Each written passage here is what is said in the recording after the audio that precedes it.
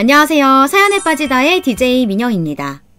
오늘은요, 남편분과의 불화로 인해서 많은 고난과 슬픔을 겪으신 우리 사연자님의 이야기가 도착해 있는데요. 오늘도 댓글 많이 달아주시길 기대하며 오늘 사연 함께 읽어볼게요.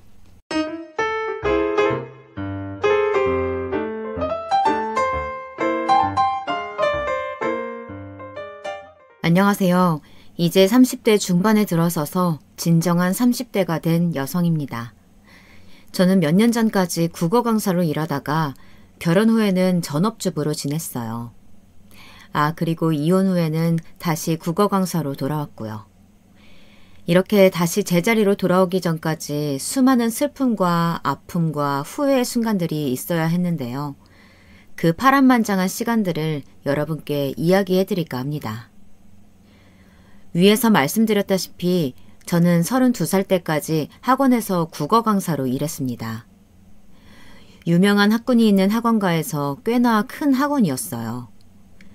대학을 졸업한 뒤 운 좋게 바로 취직하고서 5년간 몸담았던 첫 직장이기도 했습니다. 사실 전 임용고시를 보고 선생님이 되고 싶었지만 시험을 보는 족족 낙방했습니다. 아이들 가르치는 일은 포기하고 싶지 않아서 학원에 취직하게 된 거죠. 막상 일을 시작하니까 강사 일이 잘 맞더라고요. 아이들과 적정한 거리와 시간 안에서 만날 수 있고 제가 노력한 만큼 성과가 나오고 벌이가 달라지니 보람도 느끼고요.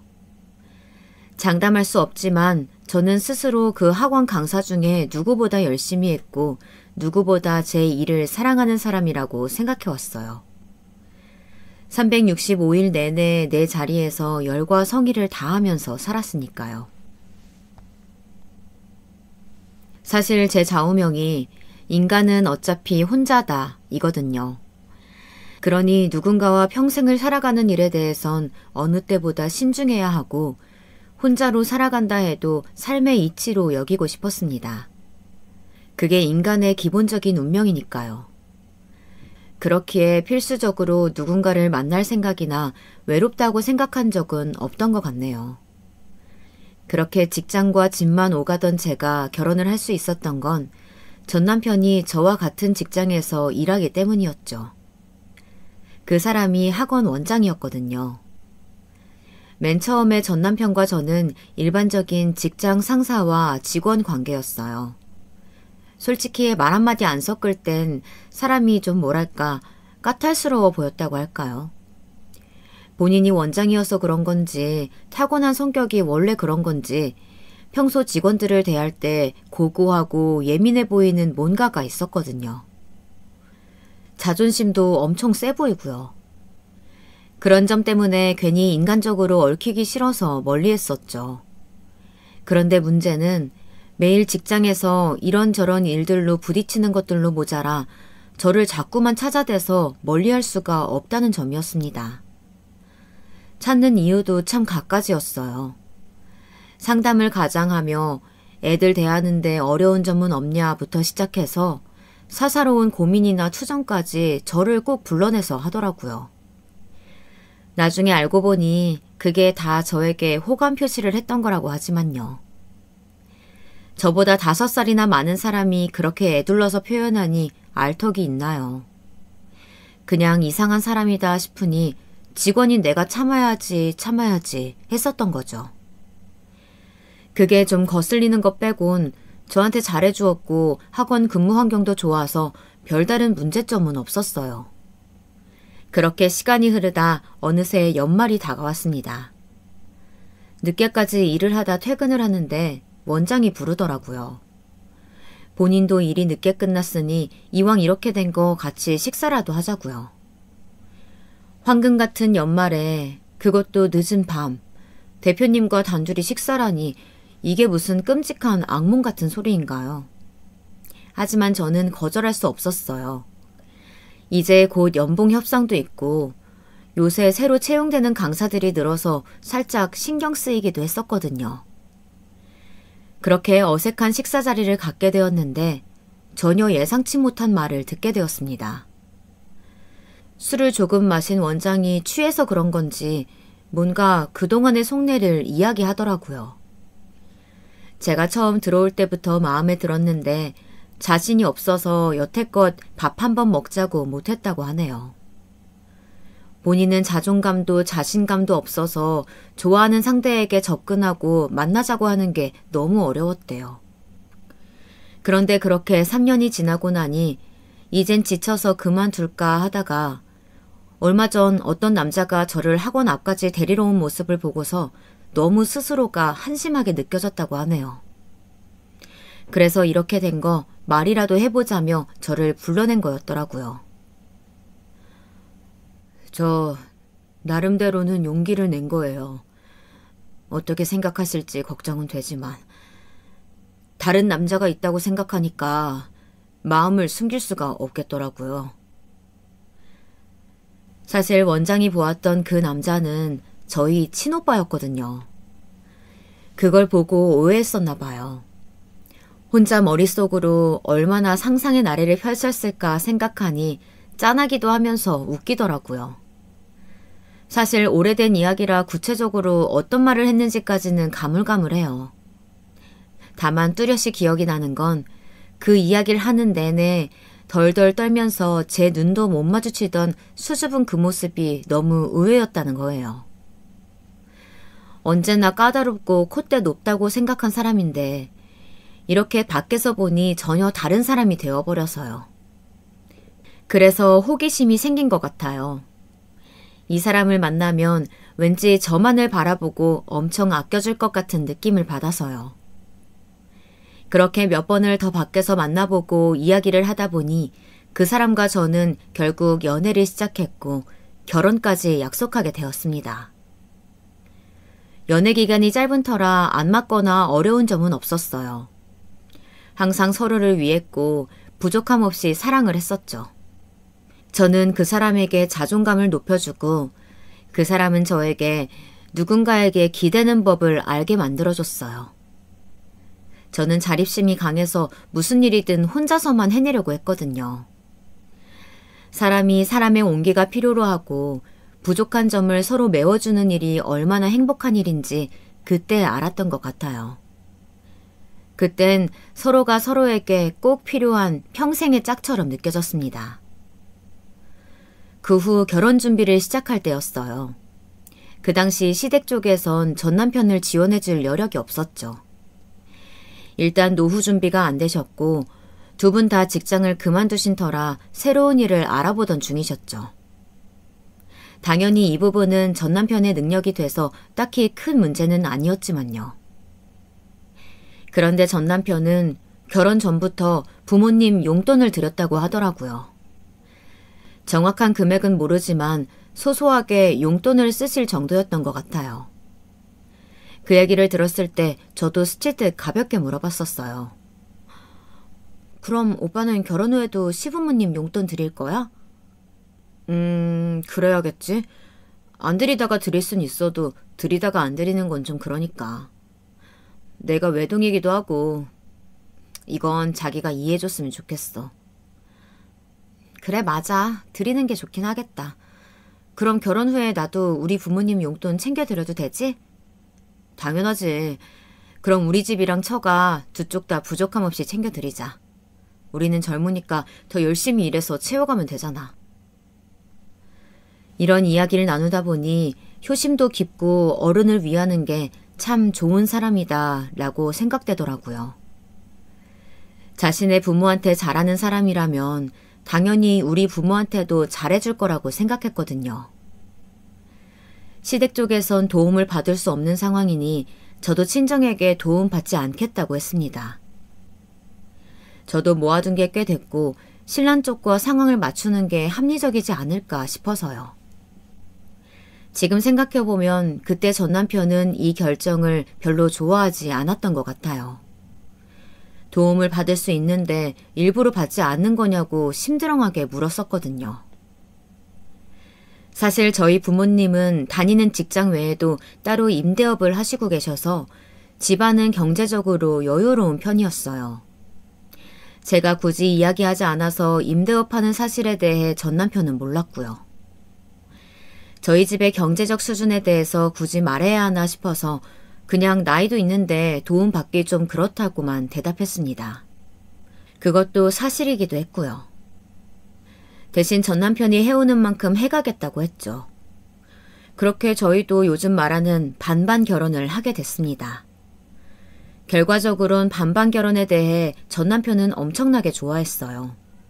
공평하게 하니까 정말로 사람과 사람이 만나 같이 출발하는 느낌이 든다나 뭐라나 하면서요. 결혼 초반에는 정신이 없었어요. 일도 하면서 집안일까지 돌보는 게 생각보다 더 힘든 일이더라고요. 일 끝나고 돌아오면 녹초가 된 내 몸 하나 살피는 것도 어려운데 청소에 빨래에 식사 준비에 할 게 태산이라서 너무 힘들었어요. 전 남편은 제가 생각했던 것보다 더 깔끔한 사람이었더라고요.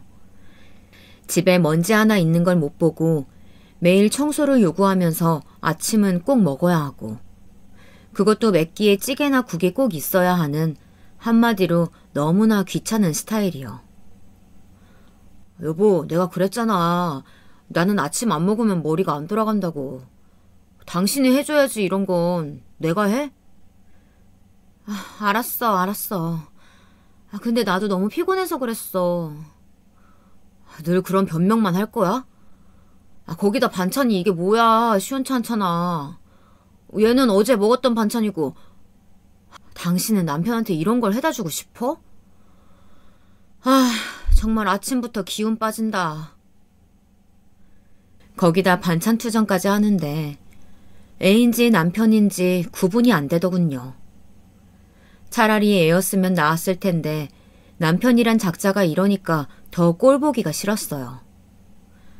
어떻게 날 그리도 좋아했던 사람이 결혼 후 이렇게 돌변할 수가 있는 걸까요? 참 답답했습니다. 그러니 일을 해도 끝이 나질 않았네요. 눈 감아도 해야 할 일들이 보이니 내가 가정부로 온 건지 아내로 온 건지 헷갈릴 지경이더군요. 거기다 전 남편은 저보다 출근은 느리지만 퇴근이 늦었는데 그러다 보니 집안일을 거의 도와주지 못했어요. 어제 늦게까지 일했으니 아침엔 좀 더 자야 하고 늦게 퇴근했으니 밤에는 일을 못하니까요. 그러다 보니 모든 가사일이 제 몫이 된 거죠. 그래서 자연스럽게 학원 수업 준비를 점점 소홀히 하게 되니 일의 능률이 떨어지고 몸은 몸대로 지쳐가니 주말 때쯤에는 아예 일어나질 못하겠더라고요. 그러다 하루는 너무 피곤해서 그런 건지 빨래를 개다가 그 자리에서 일어나지도 못하고 쓰러진 적도 있었어요. 뒤늦게 퇴근한 남편이 와서 깨워주는 덕분에 간신히 일어나긴 했지만요. 그 뒤로도 이런 일들이 몇 번이나 반복되니 하루하루가 너무 버거워져서 결국 나를 잡고 전 남편한테 하소연을 했습니다. 나 학원 일하면서 혼자 집안일까지 하는 거 너무 힘들어서 못하겠어. 집안일을 분담하거나 일주일에 몇 번이라도 가사 도우미를 구하거나 둘 중 선택해줘. 결혼한 뒤로 반년간을 참아온 일이었어요. 그전까지는 군말 없었고요. 그렇지만 전 남편도 분명 제가 힘든 걸 알았고 도와주진 않지만 어깨를 주물러주면서 애교를 피우거나 진지하게 미안하다고 말하곤 했었죠. 그러니 솔직하게 털어놓고 말하면 도와주겠다고 말할 줄 알았어요. 그거면 저도 충분했고요. 그런데 잠자코 이야기를 듣던 전 남편이 고작 하는 말은 이랬네요. 아무리 힘들어도 그렇지 어떻게 가사 도우미 쓰자고 하니 넌? 우리가 재벌도 아니고 안 그래? 지금 요점이 그게 아니잖아. 내가 힘들다고, 힘들어서 더는 못하겠다고. 아니, 그래도 그렇지. 너무 터무니없는 걸 요구하니까 그렇잖아. 애가 있는 것도 아니고 꼴랑 2명이 사는 집에 도우미를 들이는 게 말이야. 전 남편은 제 말의 요지를 파악하지 못하고 가사 도우미라는 말에만 꽂혀서 계속 화를 내는 거예요, 글쎄. 같은 말만 반복하는 게 얼마나 답답하던지 원래 이렇게 말이 안 통하는 사람이었는지 지난 시간을 돌아볼 정도더라고요. 도우미 쓰는 거 힘들단 거 알아. 알면서도 말한 걸 보면 내가 얼마나 참았는지 안 느껴져? 그만큼 내가 버티기 힘들다고. 아내가 이렇게 힘들다는데 그럼 자기가 더 도와주겠다고 하면 끝날 일 아니야? 왜 이렇게 이상한 거에 집착해서 싸움을 만들어? 현실적으로 내가 어떻게 도와줘. 알잖아. 난 당신보다 퇴근도 늦어. 처리하고 올 일이 많다고. 앞으로 도와줄게란 빈말은 하고 싶지 않아. 현실적으로 불가능하단 얘기고. 하지만 그렇게 힘들다면 알았어. 당신이 일 그만두고 전업주부로 지내는 건 어때? 내 외벌이로도 충분하잖아. 뭐? 일을 그만두라고? 그래, 그렇게 힘들면 그만둬. 내 벌이로도 우리 살 수 있잖아. 일을 그만두라는 말에 저는 더 이상 말다툼할 의지를 잃어버렸어요. 내가 이 일을 얼마나 사랑하는지 제일 잘 아는 사람이 그런 말을 하다니요. 생각지 못한 배신감에 아무 말도 할 수가 없더라고요. 그런데 전 남편은 막상 입으로 뱉고 나니 좋은 아이디어라는 듯 제가 전업주부를 선택할 수 있게 설득하기 시작했습니다. 나중에 학원이 더 확실히 자리 잡고 저도 신혼이 지나 어느 정도 살림에 적응할 때까지만 쉬고서 돌아오라고요. 본인이 있는 한 언제든 저를 위한 자리를 내어줄 수 있다면서요. 솔직히 틀린 말은 아니었지만 생각해 본 적이 없는 일이라 당황스러웠어요. 어찌됐든 경력이 단절되는 거고 나중에 돌아올 수 있다고 해도 그때의 내가 지금만큼의 역량을 갖춘 강사일까 싶더라고요. 한창 잘 되고 있을 때 그만두는 게 아닐까, 일을 하지 않으면 스스로 작게 느껴지진 않을까 걱정이 많았어요. 당분간 생각해보겠다고 말을 돌렸지만 전 남편의 설득은 멈추지 않았습니다. 통장 여러 개를 가져와 보여주면서 제가 일을 그만두면 그 정도의 돈을 어디서 어떻게 메울지 미리 계산하고 정리해서 말을 해주더라고요. 전업주부로 지내면 자신도 일에 더 집중할 수 있고 삶에 여유가 생겨서 싸울 일도 줄어들 거라고요. 아이가 생기기 전까진 몸 관리를 하는 게 좋지 않냐고도 했네요. 가끔은 학원에서도 따로 불러내서 저더러 일하는 게 힘들어 보인다며 이러면 수업 질도 나빠질 거라고 걱정 아닌 걱정을 해주기도 하던데 어찌나 속이 보이던지. 사실 이 모든 이야기를 들어도 일을 그만두고 싶지 않았습니다. 끝까지 다른 방법을 찾고 싶었죠. 하지만 제가 그만두면 모든 게 평화로워질 텐데 그 쉬운 선택을 두고서 다른 선택지는 없었어요. 몸은 언제 고장날지 몰랐고 전 남편과의 말다툼이 더 잦아지면 결혼 생활 자체가 위험해질 수도 있다고 생각했거든요. 알았어, 그럼. 당신 말대로 내가 그만둘게. 대신 나 나중에 꼭 다시 강사로 돌아갈 거야. 당신도 내가 이 일 얼마나 좋아하는지 알잖아. 그럼 당연하지. 그렇게 해. 당신이 원하면 얼마든지 자리 마련해 줄게. 결국 저는 울며 겨자 먹기로 일을 그만둘 수밖에 없었습니다. 전 남편은 제 선택에 매우 흡족해했고요. 자신을 위해 선택해줘서 고맙다며 다른 걱정은 말고 우선은 당분간 집에서 푹 쉬라면서요. 마음은 불편했지만 나중에 꼭 다시 돌아가겠다고 다짐하며 학원 짐을 정리했던 기억이 납니다. 그때는 몰랐어요. 제가 이렇게 오래 쉬게 될 줄을요. 만약 돌아갈 수 있다면 절대로 이 선택만은 하지 않았을 거예요. 그렇게 전업주부로 지낸 지도 다시 반년이 지났습니다. 저는 어느새 못하는 일이 없는 살림꾼이자 전 남편의 일을 내조하는데 온 하루를 쓰는 사람으로 변해 있었습니다. 집안일을 하다가 가끔씩 책을 읽고 카페를 오가며 그림을 그리며 소소한 취미활동을 이어가는 그 생활이 어렵진 않았습니다. 다만 나라는 사람이 어떤 일을 했고 어떤 일을 할 때 성취감을 느꼈는진 잊어버리게 된 것뿐이었죠. 이건 일생에 아주 중요한 문제이면서도 한편으론 이렇게 반년 만에 쉽게 잊어버릴 정도로 사소한 일이었더라고요. 저는 저도 모르는 새에 점점 더 차분해졌고 느려졌고 멍해져 갔습니다. 일을 안 하니 전 남편과의 대화도 줄었고요. 전 남편도 점점 학원에 대한 이야기를 안 하고 저도 묻지 않으니 소소한 대화 몇 마디 나누는 게 우리 부부의 전부였습니다. 그 정막이 익숙해질 때쯤 한 번은 전 남편이 이야기를 했어요. 아이를 갖자고요. 원래도 전 남편은 아이를 많이 가지고 싶어 했거든요. 저도 원했고요. 그런데 그때 제 마음에 여유가 없어서 아이를 가질 용기가 없더라고요. 그래서 솔직히 제 생각을 털어놓았고 시간이 더 필요하다고 말했습니다. 뭐? 아니 무슨 용기 타령이야. 남들은 무슨 용기씩이나 가져가면서 애를 낳고 사는 줄 알아? 그만 좀 해라. 작작해.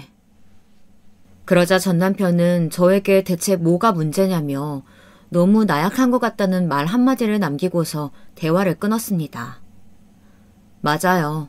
제가 너무 나약한 걸지도 모르죠. 하지만 그때 전 너무 외롭고 쓸쓸했어요. 이젠 정말로 집 안에만 머물며 아무도 궁금해하지 않는 사람이 된 것 같아서 마음이 허했습니다. 어떤 취미 생활을 가져도 못 만나던 친구들을 만나도 그 공백은 채워지지 않았습니다. 그런데 전 남편은 계속해서 저를 구박하듯 말을 덧붙이더라고요. 네가 아이 가질 시간이 필요하다느니 뭐 이런 말을 하는 여자일 줄은 몰랐다. 상상도 못했다고. 난 지금쯤 우리가 아이 낳고 오순도순 잘 살 줄 알았는데 당신 주변에 난임 부부들 없냐? 본 적 없어? 아이 갖겠다고 남들은 그렇게들 원하고 부적 붙이고 난리인데 난 뭐야? 남편은 자기의 주니어를 기대하고 있었는데 그 기대가 모두 물거품이 되니 그것대로 실망이 큰 것 같았습니다. 그러면서 저란 사람을 해집듯 자꾸 공격하는 말들을 퍼붓더라고요. 전 정말 말 그대로 시간이 필요했을 뿐인데 그런 전 남편의 행동에 더더욱 아이가 낀 제 마음속에서 멀어져 갔습니다. 그렇게 시간 가는 줄도 모르고 살다가 시댁에 혼자 간 날이었어요. 전 남편이 어머님께 드릴 선물을 전해달라고 해서 간 길이었습니다. 혼자 간 건 처음이라 어색했지만 살가운 며느리로 보이기 위해 노력하며 어머님과 이런저런 대화를 나누던 중이었어요. 슬슬 일어나려고 하는데 어머님이 갑자기 처음 듣는 알 수 없는 이야기를 꺼내시는 겁니다. 아, 맞다, 세아가. 이번 달 용돈은 혹시 다음 달 분에서 미리 좀 떼어서 줄 수 없니? 들어올 때 봤잖니. 우리 현관문이 엉망이야. 그거 고치려고 하는데 생각보다 꽤 드네. 어떻게, 안 될까? 용돈이라니 무슨 말씀이세요, 어머니? 저희가 용돈을 드리고 있었다고요? 언제부터요? 반년 정도 됐지. 뭐야, 아범이 아무 말 안 했어? 둘이 같이 주는 거라고 했는데 아니었어? 아, 그렇군요. 이야기 들었던 걸 제가 잠깐 깜빡했었나 봐요. 그런데 어머니, 죄송하지만 얼마를 받으셨는지 다시 여쭤봐도 될까요? 그런데 그 이후 이어진 어머님의 말에 전 그만 기함을 토하고 말았습니다. 전 남편이 시댁에 용돈으로 들여왔던 돈은 한 달에 자그마치 200만 원이었습니다. 200만 원. 그 돈이면 한 달 월급에 가까운 돈이잖아요. 별다른 일도 없이 어떻게 평소에 그만큼의 용돈을 드릴 수가 있는 거죠? 제가 일을 그만두면서부터 모든 가게는 전 남편이 전담하고 있습니다. 저는 생활비를 받아 쓰는 입장이니 다른 지출에 대해선 아는 게 없었고요. 어련히 알아서 잘 하고 있을 거라고 생각했는데 배신감이 들더라고요. 심지어 한두 푼도 아니고 몇백만 원을, 이렇게 큰 액수의 돈을 저에게는 비밀로 하고서 몰래 드리고 있었던 게 너무나 화가 나더라고요. 본인도 잘못인 걸 알고 있으니 따로 말하지 않은 거였겠죠. 아무리 혼자 벌고 있다고 해도 이건 함께 꾸리는 가정이잖아요. 가정의 믿음이 깨진 저는 곧장 전 남편에게 따지기 위해서 집으로 향했습니다. 퇴근 후 전 남편이 집으로 왔을 때 저는 지체하지 않고 물었어요. 용돈을 드리고 있었던 게 사실인지, 왜 내게 말하지 않았는지 등등에 대해서요. 올게 왔다는 곤란한 표정을 짓는 전 남편이 하는 말은 생각보다 더욱 가관이었습니다. 말 안 한 건 미안해. 그렇지만 어쩔 수 없었어. 우리 부모님 일 그만두시고 지금 다른 벌이 없는 거 알잖아. 나도 당신 생각해서 최소 생활 금액으로만 맞춘 거야. 몇십만 원 들여서는 생활이 안 되신다고. 내가 외동아들인데 이 정도도 못 드리면 어떡해? 나는 당신이 매번 자리 잡으면, 이번에 자리 잡으면 이런 말을 하니까 학원이 어려운 줄 알았어. 그래서 용돈 드리는 건 나중 일인 줄 알았다고. 어떻게 우리 형편에 200씩이나 드려? 당신은 잘 모를 것 같아서 따로 이야기는 안 했는데 6개월 전부터 학원 수업 종류를 더 늘렸어. 강사진도 더 들여왔고. 학원이 커지니까 수입도 전보다 확실히 좋아졌고, 그러니까 늘은 만큼 더 드린 거라고 생각해.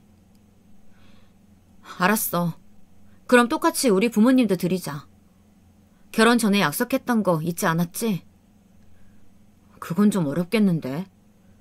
처가랑 우리 집 둘 다 드리고 나면 남는 게 없잖아. 용돈을 한 달에 400만 원 쓸 정도로 버는 건 아니라고. 대신 정 드리고 싶다면 그래, 30만 원으로 하자. 금액은 나중에 서로 번갈아 가면서 바꾸면 되니까. 됐지? 뭐라고 했어? 30만 원? 시댁은 200만 원 주면서 우리 부모님은 고작 30만 원을 주자고? 너무한 거 아니야? 결혼 전에 약속했던 거 잊었어? 양가 부모님 다 부족함 없이 드리겠다고 했잖아. 결혼 전 이야기는 왜 해? 지금은 지금 상황을 따져서 이야기해야지. 처가는 노후 준비하고 계신다며. 그 정도면 적당한 거 아니야? 당신이 말하는 그 고작 30만 원 벌려면 내가 며칠을 고생해야 하는진 아냐고. 논리를 찾아볼 수 없는 전 남편의 말에 전 폭발할 수밖에 없었죠. 그렇게 몇 번의 크고 작은 고성이 오가고 전 남편은 더 이상 참지 못하겠다는 듯 큰 소리로 외쳤습니다. 아니, 막말로 너희 부모님이랑 우리 부모님이 같냐? 내가 돈 벌고 있잖아. 지금 당신이 편하게 먹고 쓰는 거 다 내가 번 돈이라고. 그런데 집에서 노는 당신하고 내가 어떻게 똑같을 수가 있어? 그건 좀 염치가 없지 않아? 정신 차려, 제발 좀. 뭐? 남편은 그 후에도 저에게 집에서 노는 여자가 편히 있는 네가 감히 자신에게 대든다는 식으로 몰아갔습니다. 그러면서 이어진 막말들. 거기에 제가 받은 상처는 여기에 일일이 다 적을 수도 없을 정도입니다. 한순간 믿음이 깨지면서 기댈 곳이 사라진 저는 제자리에 주저앉을 수밖에 없었어요. 나더러 일을 그만두라고 한 건 본인이면서 어떻게 저에게 그런 말을 할 수 있을까요? 자신에게 기대는 법을 배우게 해놓고선 다시 또 답이 없는 망망대해에 저를 혼자 떨어뜨린 기분이었죠. 그때부터 전 남편의 이야기, 미소, 나를 바라보는 눈빛 전부 믿을 수 없게 됐습니다. 그리고 이 시기에 저희 친정엄마가 방문을 하시게 되었습니다. 저희 친정엄마가 김치를 정말 맛있게 담그시는데 딸내미가 며칠 전 김치를 먹고 싶다고 하니 직접 들고 오신 거였어요.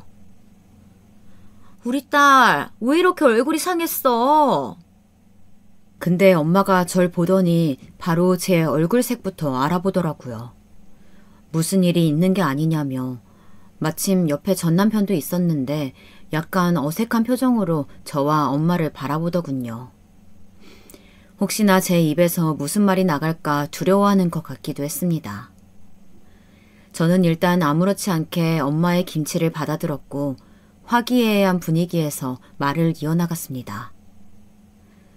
그리고 엄마가 돌아가셨는데 전 남편의 말이 아주 가관이었습니다. 이때 엄마가 좀 편안한 옷차림으로 오셨거든요. 나중에 이걸로 말이 나올 줄은 정말 생각도 못했어요. 엄마가 저와 전 남편을 위해 한 상을 차려주시고 좋은 말씀만 잔뜩 해주시고 가셨는데 남편이란 놈이 그러더라고요. 아무리 여기가 편해도 그렇지 어떻게 저런 차림으로 오시냐. 뭐? 아니, 장모님 그렇게 안 봤는데 좀 촌스러운 데가 있으시네. 아니 그렇잖아. 좀 장모님 보니까 친구도 하나도 없으신 것 같은데 돈 쓰실 데도 없을 것 같고. 용돈 얘기로 다시 또 입을 트는 거였어요. 그러면서 장모님에게 200이 가당키냐 하냐면서 한마디로 촌스럽고 친구도 많이 없을 것 같은 니네 부모님에게 용돈을 많이 드리는 건 적절치 않다. 이 말을 하고 싶은 거였죠. 만날 사람이 없는데 왜 돈이 필요하냐고요. 정말 뻔뻔스러운 논리지 않나요? 어떻게 자기 아내의 부모를, 자기 장모를 저런 식으로 비하하고 깎아내릴 수 있는 건지. 전 남편의 눈빛마저도 역겨워서 그냥 그 자리에서 일어서 밖으로 나가버렸습니다. 얼굴도 보고 싶지가 않더라고요. 그리고 혼자서 곰곰이 생각해 보았어요. 그렇게 이기적이고 과시적인 사람이 아니었는데 무엇 때문에 바뀐 걸까? 그런데 바뀐 게 아니더라고요. 원래 그런 사람이었어요. 어쩌면 평소 유난히 자신감 없던 전 남편이 여태껏 이런 순간을 바래온 걸지도 모른다고요. 어엿한 가장으로서 모든 걸 책임지고 또 근사한 아들로서 당당하게 용돈을 쾌척하는 모습이요. 그 자리를 지키고 싶어서 이렇게 무리를 하면서까지 큰 소리치는 게 아닐까 싶고요. 그도 그럴 게 가끔씩 제가 이야기를 하면 꼭 비꼬아서 대답할 때가 있었거든요. 그 말투 때문에 매번 싸움이 시작됐었죠. 예를 들면 당신은 선생이고 똑똑하니까 나한테 가르쳐 주려는 거지? 날 못 믿겠다는 거야? 그래, 내가 미안해. 능력을 더 갖춘 사람 만났으면 당신도 이런 고생 안 했을 텐데 말이지. 이런 등등의 말들이요. 그때 당시엔 모든 잘못을 나에게로 돌리고선 내가 이 사람을 더 포용해줘야겠구나, 자존감을 높여줘야겠구나 싶었어요. 열등감을 내비추던 그런 말들이 이런 결과를 불러올 줄은 몰랐네요. 아무리 연애를 하고 결혼을 해도 사람 속을 다 알 수는 없나 봐요. 그런데 그 뒤로 시댁과 친정 쪽에서 한꺼번에 연락이 왔어요. 먼저 시댁부터 말씀을 드리면 어머님께서 저를 부르시더니 내가 아범한테 듣자 하니까 너 니네 집에도 용돈 주라고 했다며? 라는 말로 시작했습니다. 일단 니네 집이라는 말부터가 굉장히 거슬렸습니다. 아무리 격식 없다고 해도 니네 집은 아니죠. 근데 뒤로 나 어제 한숨도 못 잤다. 아니 어떻게 그런 생각을 할 수가 있냐? 돈 버는 건 우리 아들인데 어떻게 그 돈을 네 부모님한테까지 줄 생각을 하니? 나 너 그렇게 안 봤는데 참 염치 없고 뻔뻔하구나. 고생하는 네 남편은 불쌍하지도 않니? 애가 피죽이 되어서 힘들게 일하고 고생하는데 그거는 괜찮고? 어머니, 말씀을 좀 가려서 해주세요. 듣기가 뭐? 이 정도도 못하니? 시어미가 돼서? 화가 났는데도 꾹 참고 내뱉은 말이었건만 그 말에 어머니는 더 열이 받았는지 고래고래 소리를 질러댔습니다. 자기 아들을 봉으로 아는 거냐며 어떻게 여자가 돼서 집안일 하는 걸 어렵다고 하냐면서 저희 부부 사이에 있었던 일을 하나하나 끄집어내며 반박하기 시작했습니다. 나 때는 그런 일은 일도 아니었다고, 힘들다고 징징거리는 게 말이냐 되냐면서 말이죠. 어머님, 웃기지도 않지. 뭐 요즘 애들 까다롭다는 건 익히 들어서 알고 있다. 근데 이건 정도가 지나치지. 내 아들이 네 집구석에 돈 갖다 바치려고 그렇게 고생하는 줄 알아? 아주 이게 하늘 무서운 줄 모르고. 어머니의 폭격기 같은 말에 순간 당황을 해서 할 말을 잃고야 말았습니다. 지금껏 점잖다고 생각했던 어머니라 그런 모습을 저도 처음 봐서 순간 너무 당혹스러웠네요. 허나 정신을 차리고 보니 이미 어머니는 정말 저를 자기 아들의 내조 정도 해주는 사람으로 인식하고 계셨고 그것도 아니면 가정부, 그것도 아니면 하인이었습니다. 어머니의 본색을 그간 모르고 살았던 저로선 이 말을 들은 즉시 다 뒤집어 엎어버리고 싶었지만 한 번은 참았습니다. 어른이란 이유로요. 근데 그 뒤로 친정 쪽에서 연락이 왔어요. 사위가 갑자기 말도 없이 30만 원을 보냈는데 무슨 돈이냐고요. 이거 용돈 같은 거니? 아, 그게 엄마. 미안해, 엄마. 나중에 설명할게. 미안해. 금액도 금액이지만 마치 저에게 보여주려는 듯 설명도 안 하고 돈만 보낸 게 너무 화가 나더라고요. 이건 아니다 싶은 마음에 다시 또 전 남편을 붙잡고 이야기했죠. 도대체 뭐가 문제냐고, 뭐가 문제기에 이렇게 나를 무시하는 거냐고. 그랬더니 옳다쿠나 싶은지 줄줄 이야기를 늘어놓더라고요. 이것도 잘은 기억이 안 납니다. 이야기하는 동안 사람이 너무 못나 보여서 한 귀로 흘리게 되더라고요. 뭐 대충 이런 식이었어요. 제가 강사로 일할 때 일도 하고 집안일도 한다고 해서 본인에게 생색내는 말투를 쓰더라. 자기 주관이 뚜렷한 게 좋았었는데 결혼하고 나니 본인을 작게 만드는 것 같아서 단점으로 느껴지더라. 하는 것들이요. 말하는 내내 계속해서 저에게서만 문제점을 찾더라고요. 사실 전 결혼 전에도 후에도 늘 똑같았었는데 말이죠. 그러더니 전 남편은 가장 중요하게 생각하는 걸 가장 아무렇지 않은 문제인 것처럼 마지막에 덧붙여 이야기하더라고요.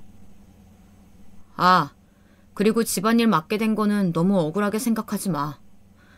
우리가 반반 결혼을 했지만 그렇다고 결혼 후에 모든 일을 반반으로 할 순 없잖아.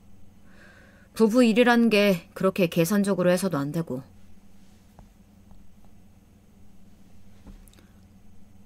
갑자기 무슨 반반 결혼 이야기야? 처음엔 왜 갑자기 반반 결혼에 대해서 이야기하는지 몰랐어요. 잠시 생각해보니 제가 일을 그만두고 본인이 돈을 더 쓰는 것에 있어서 제가 반반 결혼으로 트집을 잡을까봐 지레 혼자 찔려서 그런 것 같았어요. 나도 모자람 없이 준비해왔는데 왜 내가 일도 그만두고 살림을 해야 하냐고 할까 봐서요. 본인이 가장 계산적이었던 거죠. 아무리 큰 사람인 척해도 자격지심 깊은 본성은 못 감추는 것 같더라고요. 거기다 여기서 한 가지 더 어이없는 일이 있었습니다. 시어머니에게 무슨 말을 들었는지, 어떤 얼토당토 없는 말을 들었는지 얘기했더니 고세를 못 참고 그러더군요. 자기가 잃은 게 아니라고요. 그럼 대체 어머닌 그 이야기를 어떻게 아셨을까요? 어이없는 표정을 짓는 제게 전 남편은 한 방을 날리더군요. 자기 엄마가 너무 걱정해서 이야기 안 할 수가 없었다나요. 그러면서 어른들 하는 말을 뭐 그리 고깝게 받아들이냐는데 할 말이 없었습니다. 그런데 여기서 끝나지 않았어요. 니네 부부싸움 했다며? 설마 나한테 한 소리 들었다고 거기 가서 복수한 거니? 너 아주 무서운 애구나. 네. 어머니가 바로 다음날 전화하셔서 퍼부으시더라고요. 그러니까 남편은 그날의 부부싸움 역시 어머니에게 바로 이야기를 전한 겁니다. 세상에 이쯤 되니 남편이 도저히 제정신으로 보이지가 않더라고요. 그때부턴 눈물도 나지 않고 오히려 심장이 차갑게 얼어붙는 게 느껴졌습니다. 온몸의 피가 차갑게 식으면서 이제 참는 게 능사가 아니란 생각에 도달했습니다. 그래서 당당히 제 입장을 밝혔고요. 그것도 정말 노력한 것이었어요. 더 심하고 독하게 나올 수 있는 거 물 수 있음에도 물지 않고 부부의 남은 정으로 봐준 것이었죠. 당신이 일 그만두라고 한 거였잖아. 전부 다 책임지겠다면서. 집에서 쉬는 거 당신 의견이었고 내가 희생한 거야.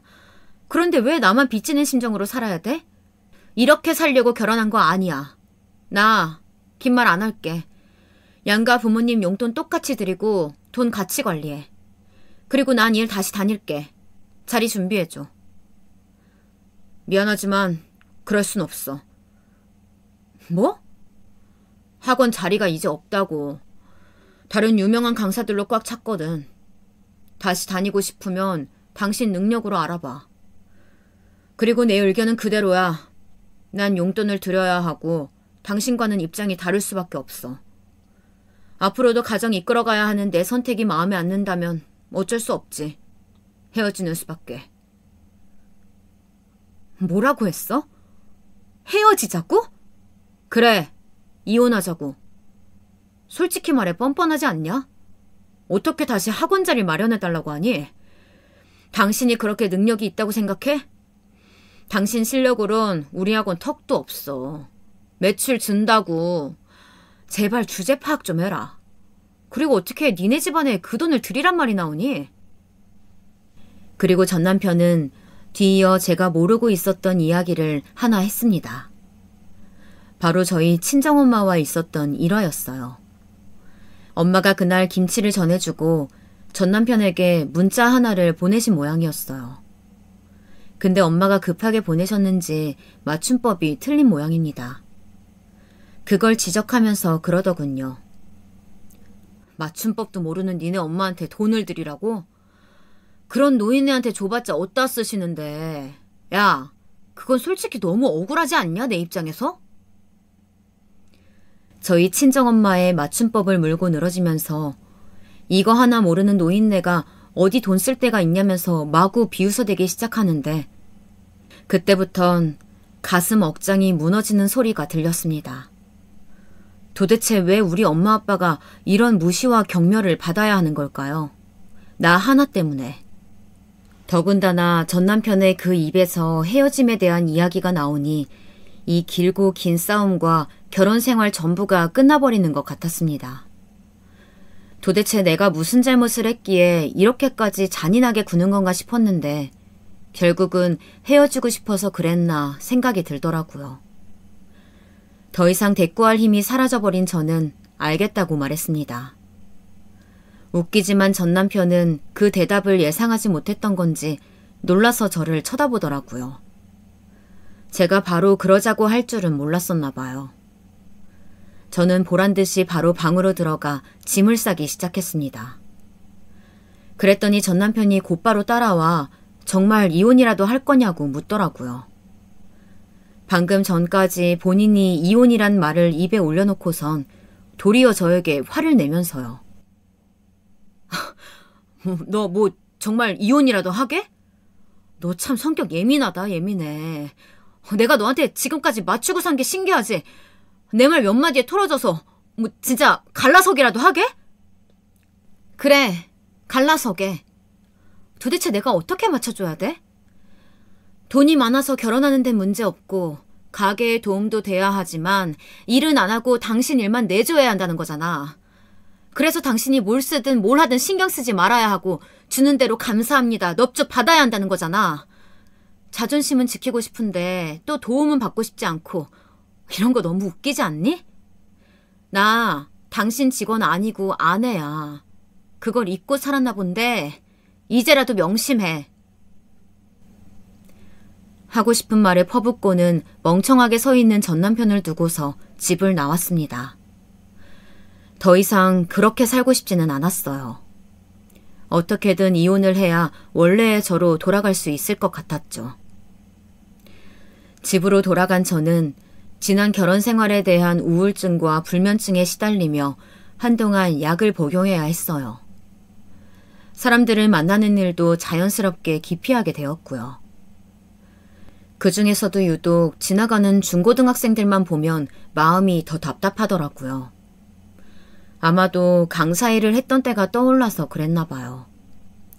내가 정말로 아이들을 가르쳤던 사람이었나 싶고 그러고 보면 인간은 어차피 혼자라는 게 맞았고요. 누군가에게 기대는 일은 이제 다신 하지 않을 거라고 몇 번을 다짐하고 다짐하며 스스로를 위로할 수밖에 없었죠. 그렇게 한 달, 두 달 시간을 보내는데 친정아버지가 저를 따로 불렀습니다. 제가 마치 축 처진 산 송장처럼 지내는 걸 도저히 못 보겠다고 하시면서요. 더 이상 지체할 것 없이 그냥 이혼하고 당신이 도와줄 테니 친오빠처럼 해외에서 새로운 삶을 시작하거나 아니면 여기서 원하는 가게나 사업을 시작하라고 말씀해 주시더라고요. 저도 이 악몽에서 빠져나오고 싶은 의지가 있었던 터라 감사한 기회를 마다할 이유가 없었습니다. 저는 잠시 생각하다가 대답했어요. 학원을 차리고 싶어요, 아빠. 정말이니? 네, 아빠. 지금으로선 그게 제일 하고 싶어요. 그럼 저 다시 일어설 수 있을 것 같아요. 학원을 차리는 건 사실 강사로 일할 당시 제 꿈이기도 했어요. 더 경력이 쌓이고 연차가 쌓이면 제 이름을 따서 국어, 논술을 주로 다루는 학원을 세우고 싶었거든요. 저와 뜻이 맞는 사람들끼리 모여서 각자의 수업에 대해 토의하는 시간도 갖는 그런 곳이요. 하지만 그 꿈은 결혼을 하면서 접을 수밖에 없었죠. 저도 잘 모르겠어요.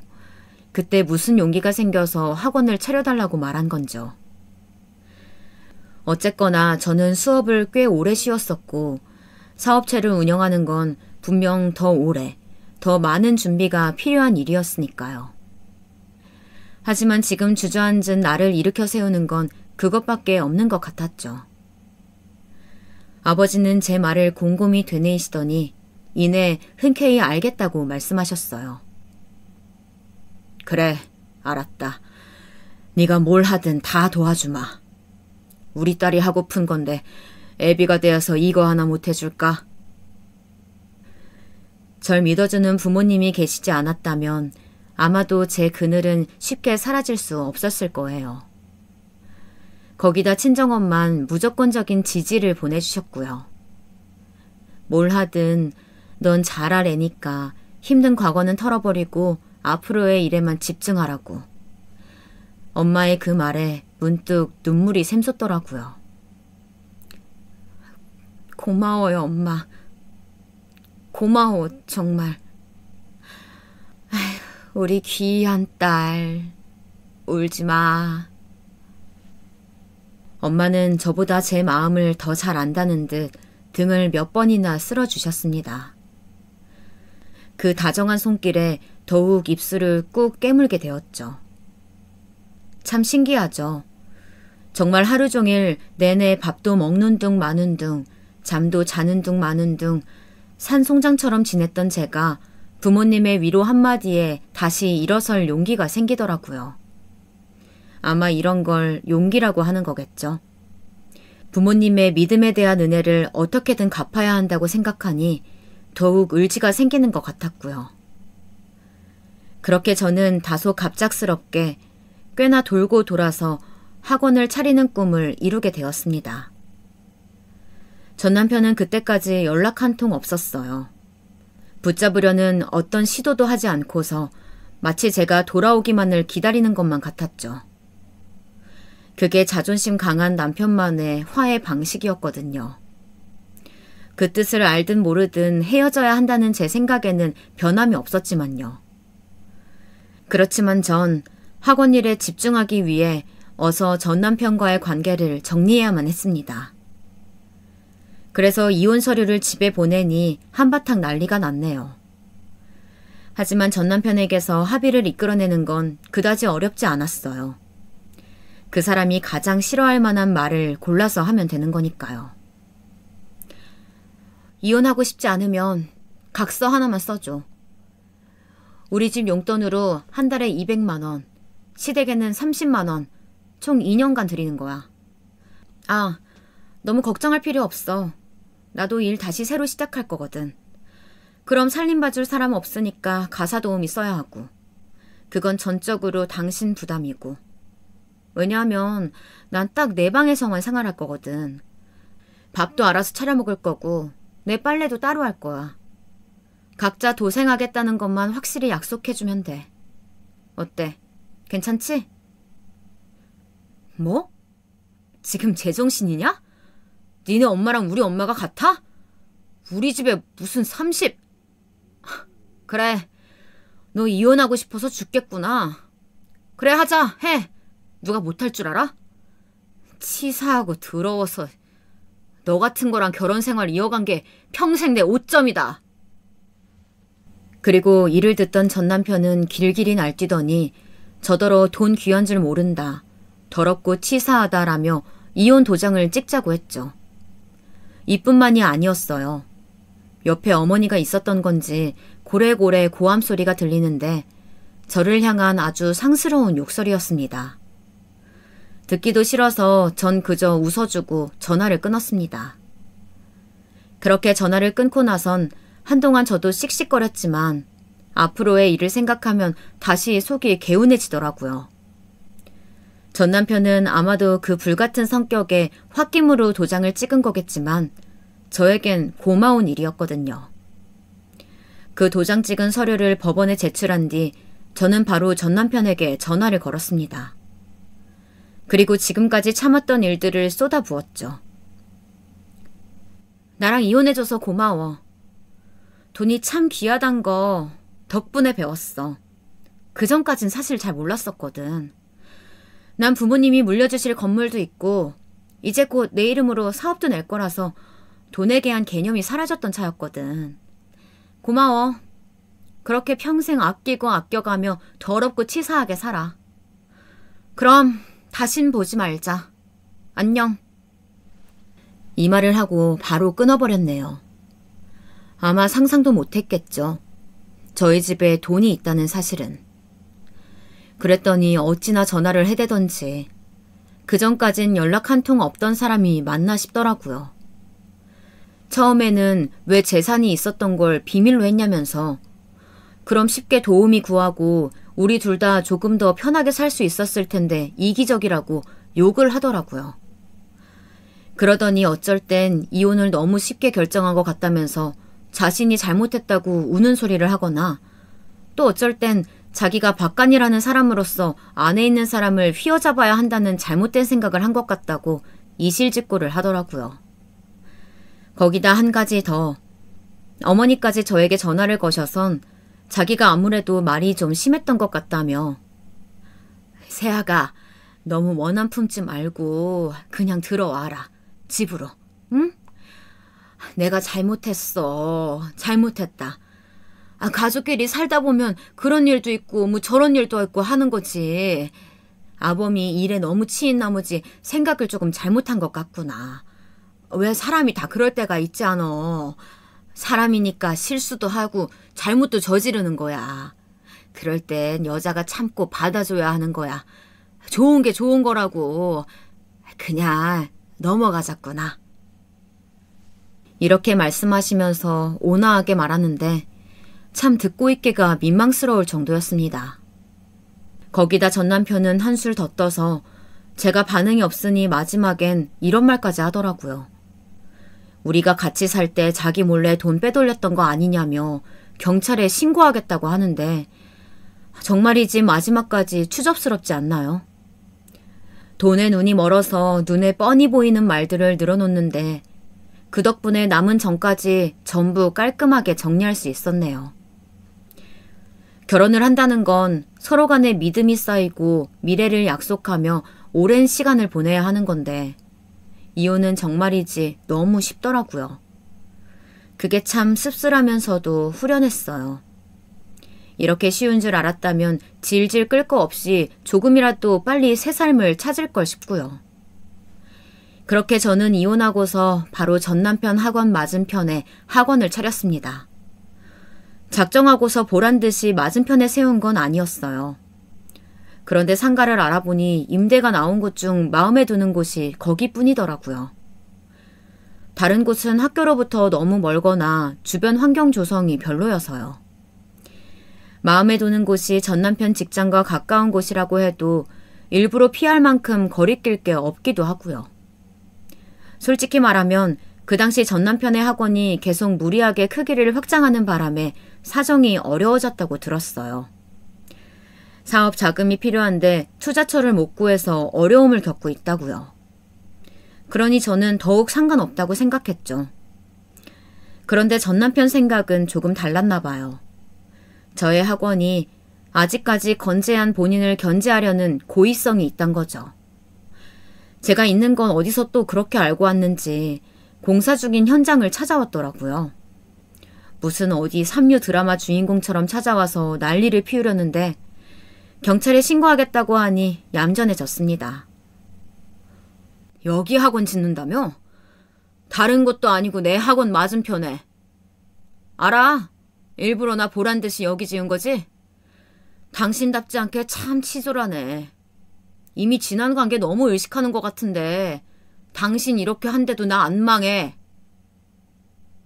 옆에서 쫑알쫑알 대는 거 투명인간 취급했습니다. 어디까지 난리치나 두고 보면서요.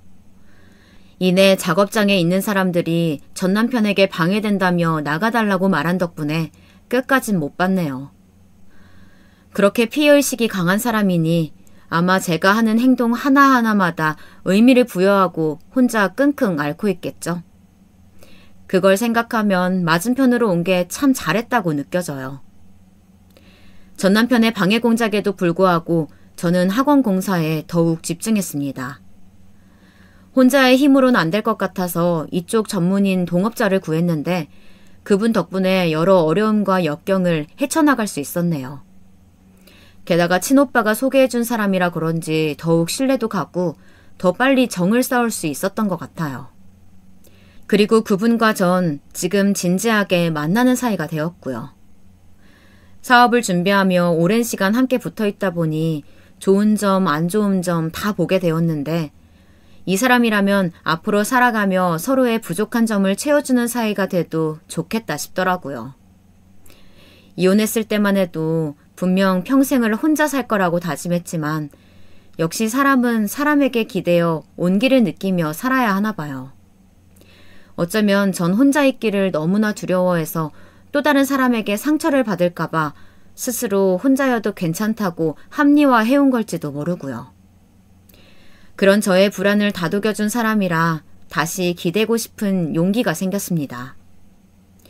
정신없이 학원 공사가 마무리되고 저는 동업자와 함께 전 남편의 학원을 찾아갔어요. 첫 직장 맞은편에 같은 학원을 차린 기념으로 떡도 드리고 인사도 드릴 겸 해서요. 물론 제가 먼저 가자고 제안했죠. 그렇게 자기 집처럼 우리 공사 현장을 드나들었던 전 남편인데 저라고 못 갈 거 있나요? 어쩌면 제가 찾아오길 바랬을 수도 있고요. 전 남편은 갑작스러운 저희의 등장에 적잖이 놀란 눈치였죠. 사업이 정말로 많이 어려워진 건지 못 본 사이에 얼굴이 많이 헬쓱해졌더라고요. 뭐 제 알바는 아니지만요. 잘 부탁드려요. 옛 인연도 있으니 동료로서 앞으로 오며 가며 자주 뵈었으면 좋겠네요. 이 판을 떠나지 않으신다면 말이에요. 그렇게 준비해온 떡을 건넨 후 인사말을 전하고서 빠져나오는데 뒤에서 떡과 접시를 던지는 소리가 나더라고요. 안 봐도 뻔하지. 자기 분을 못 이겨서 그런 거겠죠. 뭐 딱히 상관없었습니다. 떨어진 건 본인이 치워야 할 테니까요. 여기까지 전 남편과의 길고 긴 사연은 끝났습니다. 그 뒤로 어떻게 됐냐면요. 글쎄요. 이전과 크게 달라진 건 없어요. 인생은 언제나 통쾌한 드라마가 아니란 걸 잘 알고 있으니까요. 그런데 전 남편 학원 대표가 바뀌었다고 하더라고요. 아무래도 사업 확장으로 인한 손실을 책임을 지고서 그만둔 것 같았습니다. 본디 사업 수완이 좋은 사람은 아니었는데 본인에 대한 자신감이 넘쳐나는 바람에 결국 그 꼴이 난 거죠. 지금은 어디서 뭘 하고 살고 있을진 모르겠네요. 다만 여전히 본인의 소신대로 부모님께 200만 원만큼의 효도를 하는 사람이 되어 있길 바랄 뿐입니다. 저는 지금 그렇게 하고 있거든요. 부모님께 지었던 빚을 차근차근 갚아가면서 자립심 있게 홀로 서기를 준비하고 있어요. 아휴, 우리 딸 장하다. 기특해. 친정엄만 가끔 제가 안쓰러운지 저에게 이런 말들을 해주시곤 하는데 그래도 저 잘 살고 있습니다. 제 학원은 이제 꽤나 많은 아이들을 받고 있습니다. 그렇지만 이곳 자체가 학원가라서 뚜렷한 두각은 못 나타내고 있죠. 아마도 자리를 잡으려면 얼마 정도의 시간이 더 걸릴 것 같네요. 하지만 얼마가 더 걸리더라도 진심으로 아이들을 대하고 진정성 있는 교육을 일궈내는 곳으로 만들고 싶어서 꾸준히 노력해 보려고 해요. 든든한 동업자가 있으니 자신도 있고요.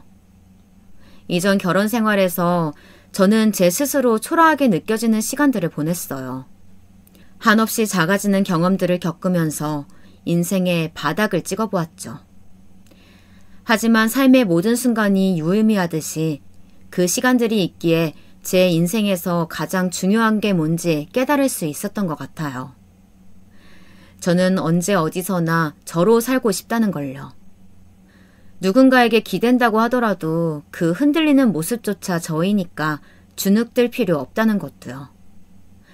나 또한 누군가를 기대게 할 수 있다는 사람인 것도 알게 됐고요. 오랜만에 옛 활력을 찾은 요즘 저는 매 순간 숨을 쉬고 살아있음을 느끼고 있습니다. 이렇게 쭉 적어내리니 지난 시간들을 되돌아볼 수 있어서 저에게도 유익한 시간이었던 것 같네요. 사연을 보내는 선택 잘한 것 같습니다. 지금까지 저의 우습지만 진심을 담은 삶의 이야기를 들어주셔서 감사합니다.